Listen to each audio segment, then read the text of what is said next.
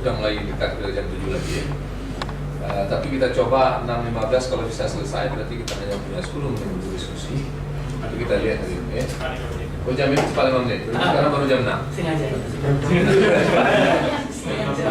Baik, yang mau bertanya atau komentar? 1, 2, 3. 3 dulu? Oke, silakan. Boleh bahasa Indonesia, bahasa Aceh atau bahasa Inggris? Ya. Ya. Bahasa Indonesia. Oke. Perkenalkan diri dan dari mana kalau boleh.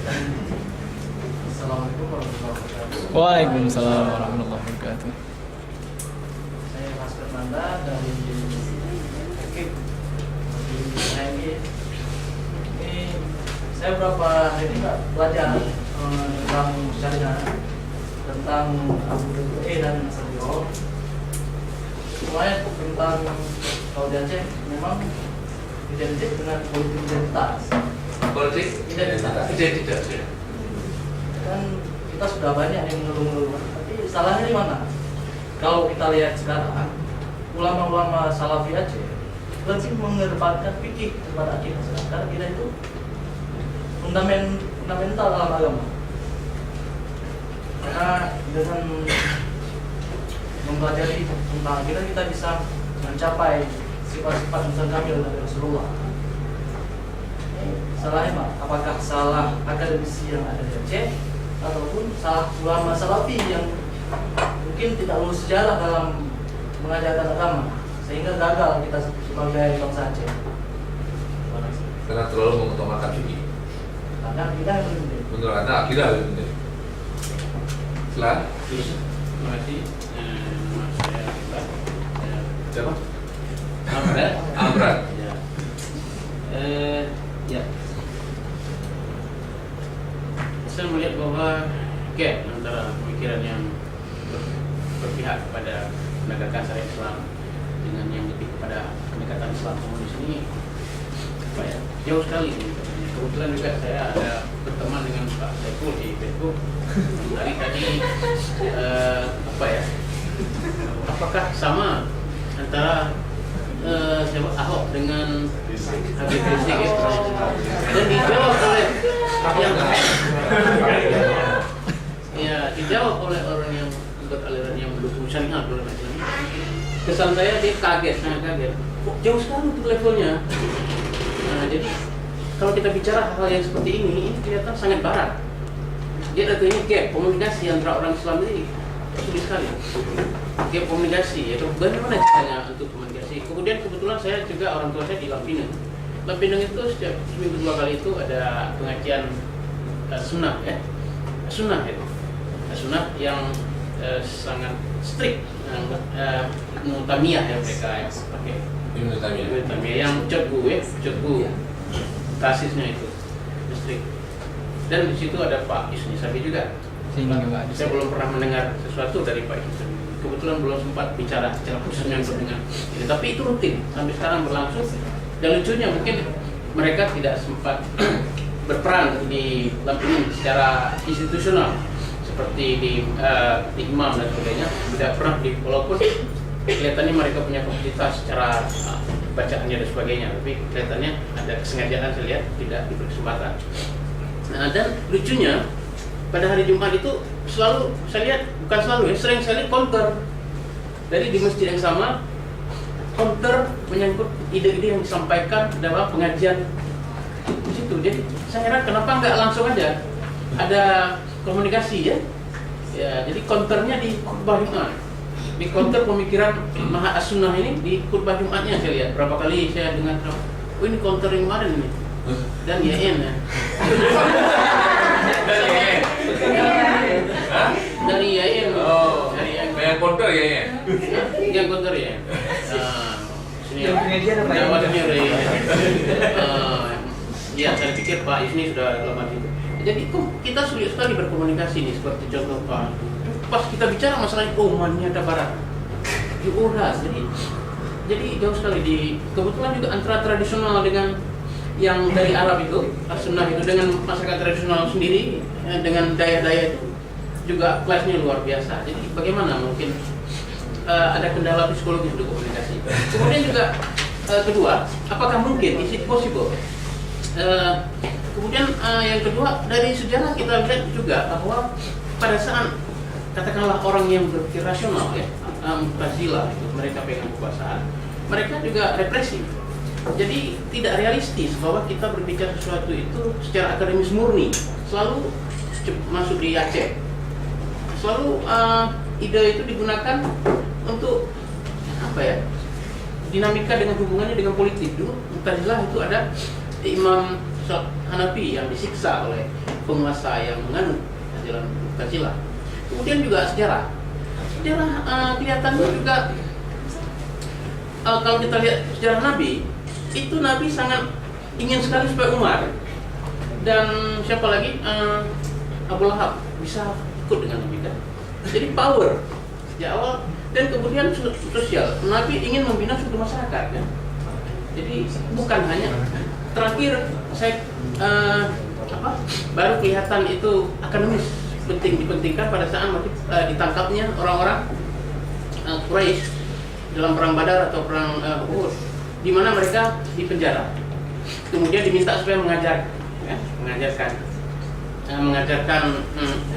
tulis dan sebagainya. Itu akademis, tapi saya pikir pada Nabi sendiri penekanannya adalah pada power.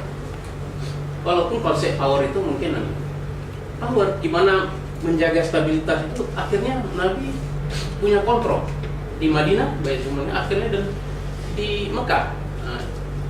Kemudian konteks sekarang ini apa urgensinya kita bicara seperti ini?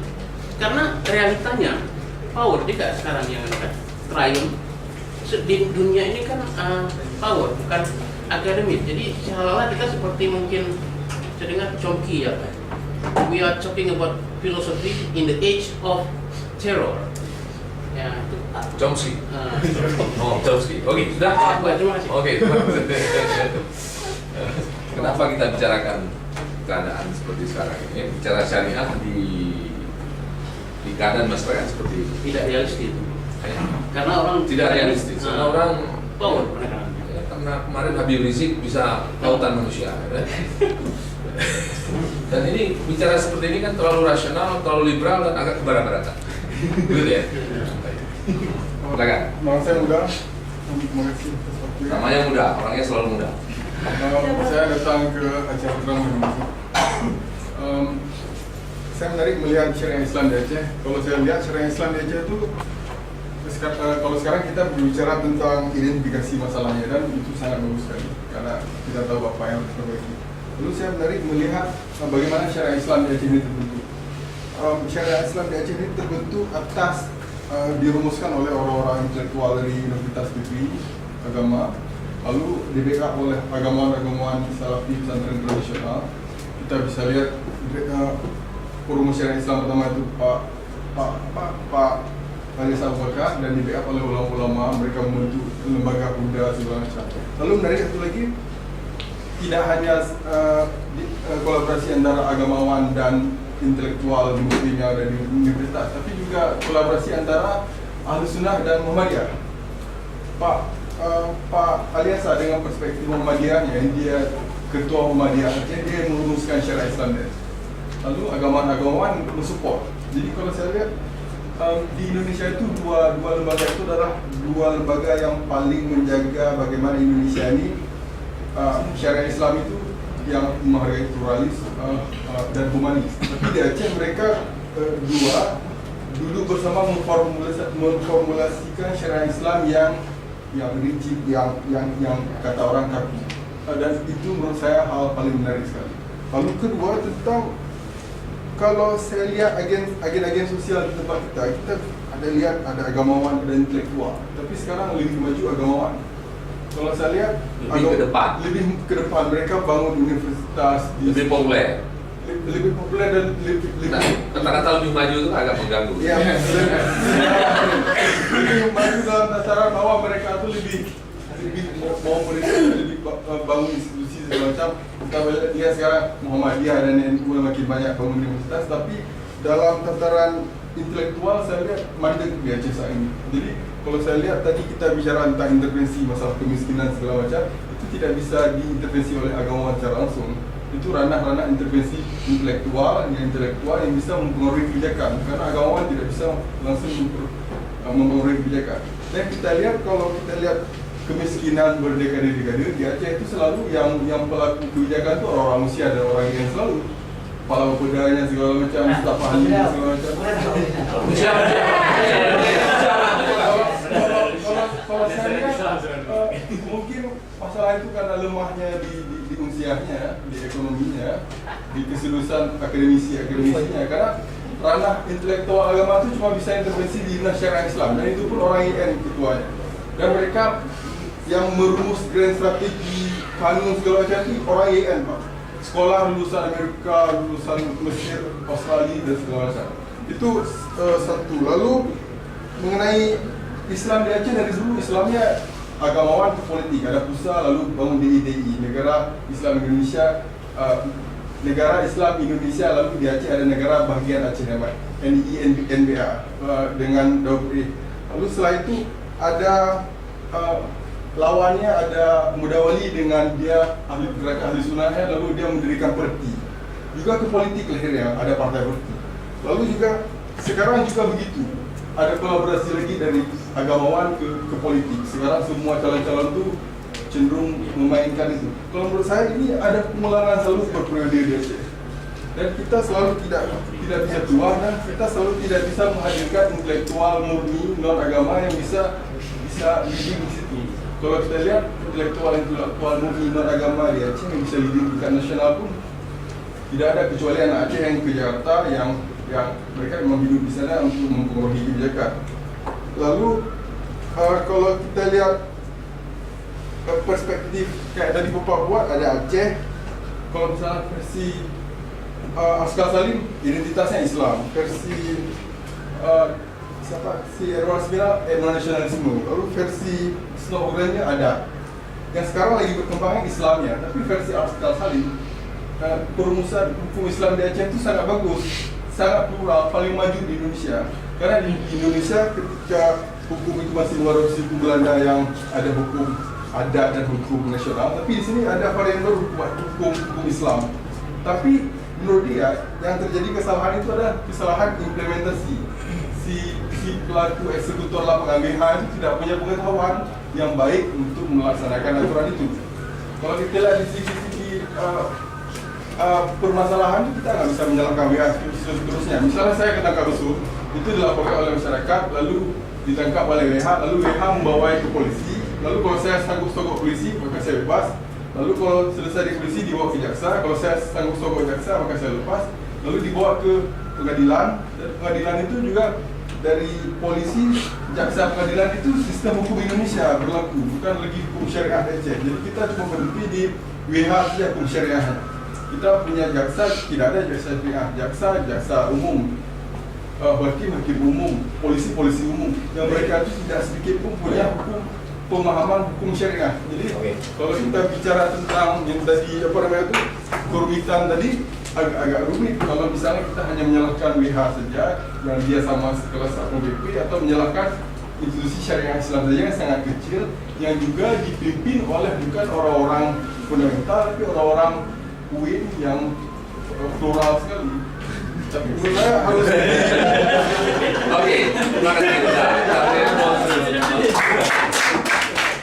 Jadi para penanggap dan penanya juga tidak kalah pasif.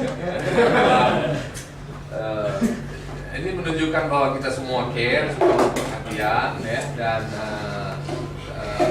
kalau ada sebagian menganggap kritik itu adalah tanda kebencian terhadap syariah Islam, tapi kalau dari cara ngomongnya demikian passionate, berarti kita kan sangat dekat dengan syariah Islam.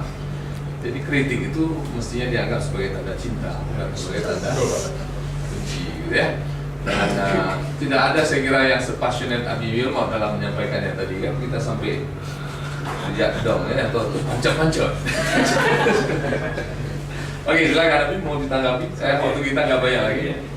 Nah, masalah antara yang pertama tadi, yang masalah Salafi Aswaja, sebenarnya secara tidak sadar umat Islam di seluruh dunia telah dipengaruhi oleh faham salafi yang Khalid Abdul Fadl kata salafi puritanism. Dia sudah mempengaruhi seluruh dunia. Karena sebenarnya Wahabi dengan Salafi itu, ya kalau tidak ada duit di Saudi Arabia itu, dia cuma jadi satu benda kecil dalam sejarah Islam. Dia akan hilang sendiri. Because benda itu sudah wujud. Khawarij ini dah hilang, ini sudah naik, hilang. So dia tidak akan spread. It will not spread all over the world if it wasn't for Saudi money. With this we have to understand. And don't forget, this spreading of this concept has impacted on everybody. That's number one. Number two, Aswaja, what is the difference between them and Salafi? My opinion is the right one. Huh? We in Aceh only Shafi'i, Shafi'i, and then Salafi, we are only Salafi. The Sejarah Islam has been respecting differences. All the Imam, Hanafi, Hanbali, Shafi'i said, I stick to my opinion, but I may be wrong, and you may be wrong, but this is my opinion. We have, or Sejarah Islam, we have respected differences. Even in Aceh, yeah, most Aceh were Salafi, and most of the Muhammadiyah was pedagang dari Padang. Actually, in kota-kota di Aceh, most of Muhammadiyah was the pedagang dari Aceh. And in Jawa pun, Muhammadiyah was the businessman. And you said first Islam is Shia. Yeah, first Islam in Shia was Aceh, yes. So, the first Islam in Aceh was first Shia. Aceh was Shia first in Perla. So let's not forget that. That's why I showed that it's so important. But both this group now is saying our opinion is the right opinion. Now, what right does FPE have to come to Aceh and say you have to pakai tongkat? Padahal mereka tak mengerti. Rasulullah hanya pakai tongkat waktu Tuhan untuk berdiri di mimbar. Kon hana arti satu, kon sunnah karena Tuhan pakai tongkat waktu di mimbar. Not because of it. So basically, what has happened is this lack of respect. And what I was talking about, I got off the topic. Muhammadiyah and Aceh, they existed. Okay, they were okay with each other. Abu Bakar said, yeah, Muhammadiyah itu orang kota.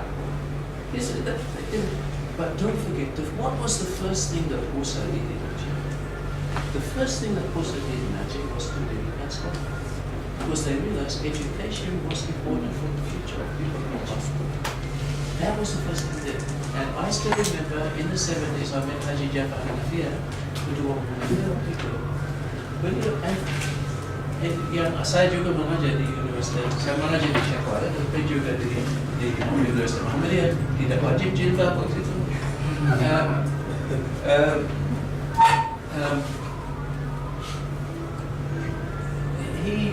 Dia hasil dari betul wajib pakai jilbab dalam Islam tidak. My problem is even if wajib, negara tidak patut campur. Itu bukan urusan negara untuk memaksakan pakai jilbab. Bukan urusan negara itu.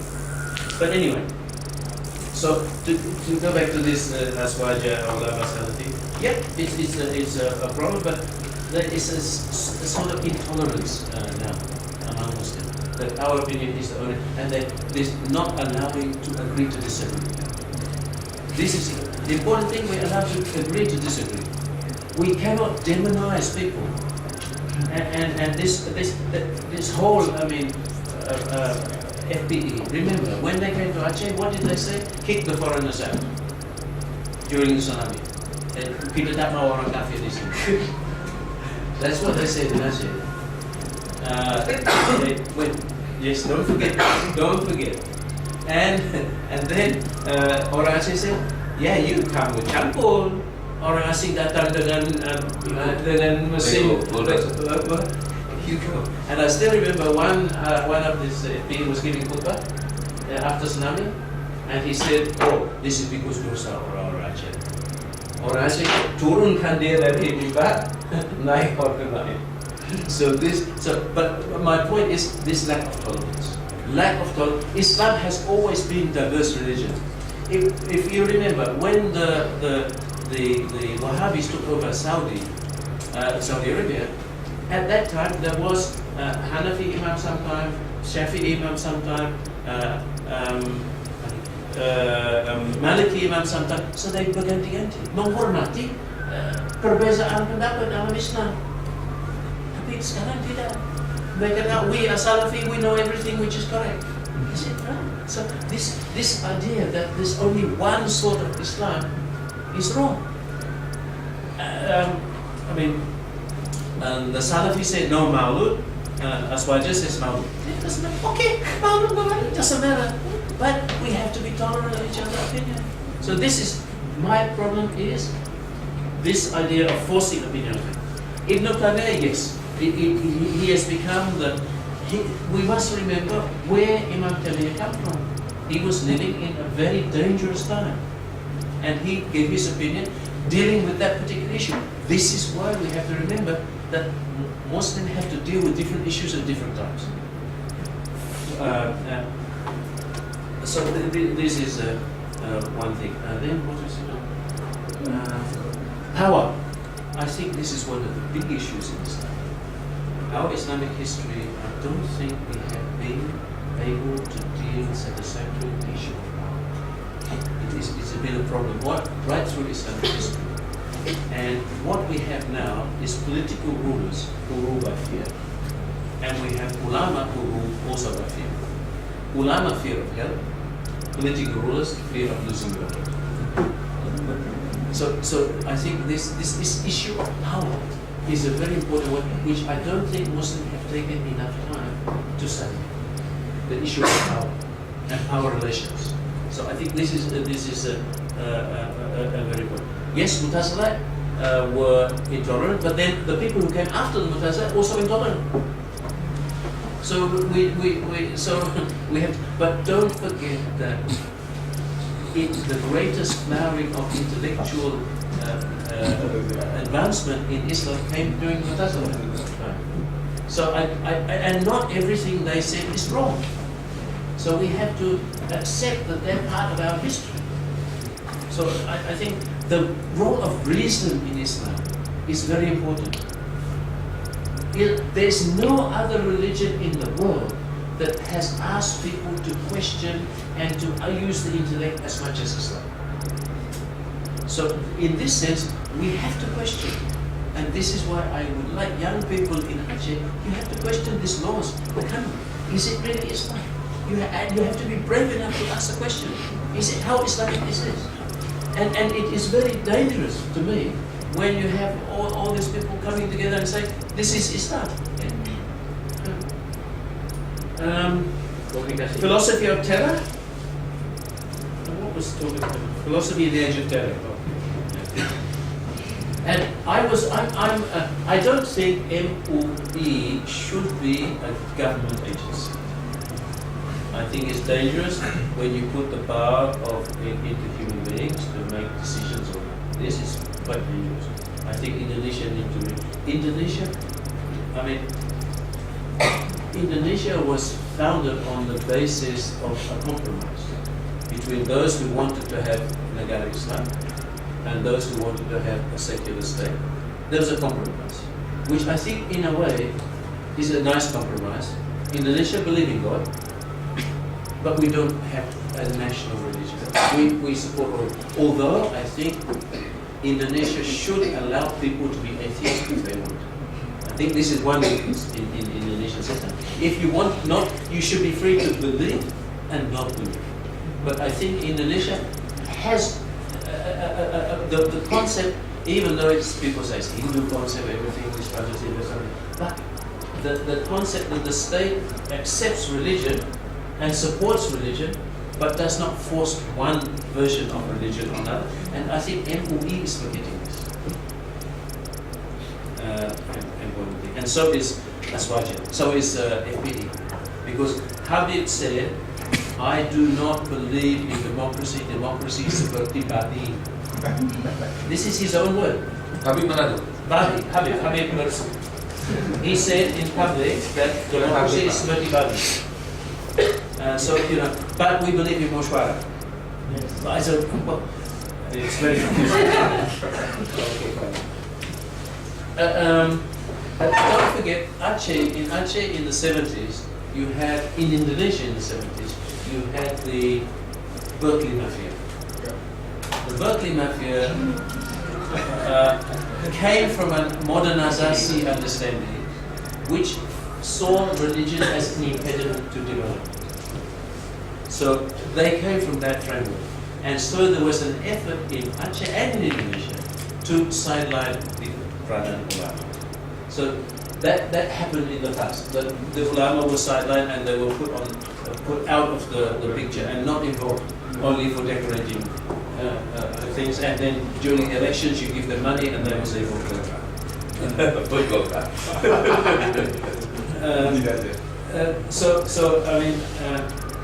But don't forget, the first election in Aceh under Asas Tunggal and Fusi of the party, in Darussalam, Golkar lost. And it was a shock to the whole of Indonesia. Because the Acehese intellectuals at that saw Golkar for what it was. So let's remember that. Now, talking about poverty, but we have to realize poverty is an issue in Islam, and it's part of Shari'ah. And if how many hadiths say if your neighbor is hungry, you are not a Muslim? So so much, and this is. أرأيت الذي يكذب بالدين فذلك الذي يدعو اليتيم. Who is it who gives a lie to religion? Who doesn't really believe in religion? It is a person who doesn't help the yatim and turns away, doesn't help the poor and turns away the yatim. فَوَيْلٌ لِلْمُصَلِّينَ. Musalli, your salary, your prayer will send you to hell. Why? Because you didn't help the poor. This is Shari'ah. So how can we be Sharia compliant if we have such a high level of poverty? So now, yes, Pusa was not really a political thing. It was more educational organization. Mudawali, Mudawali, I was told by people in Aceh Barat that he had a turban which lights flashed on when people touched it.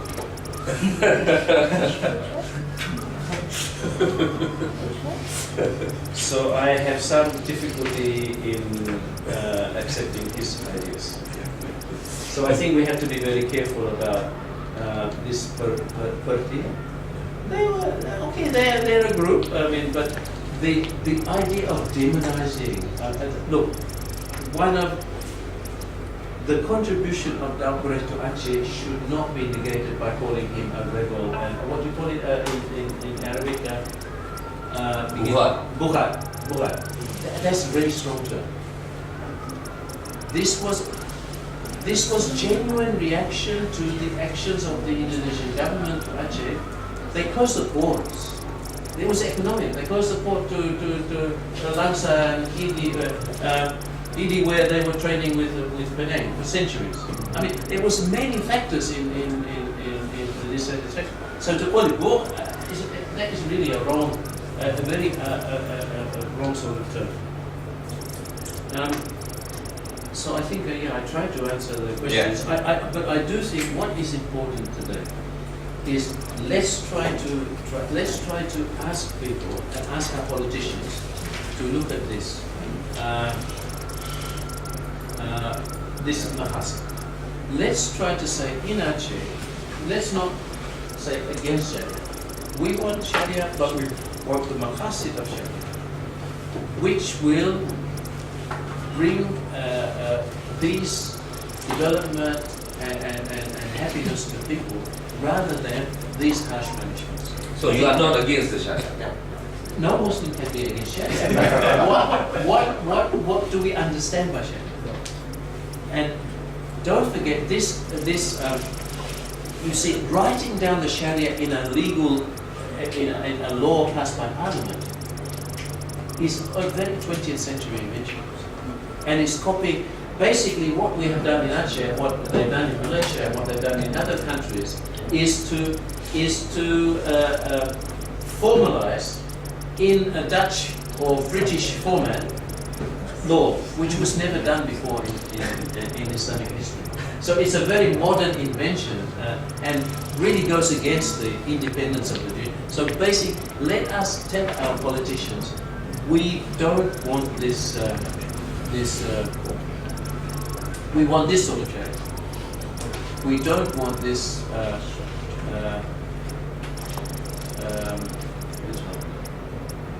We don't want this public humiliation.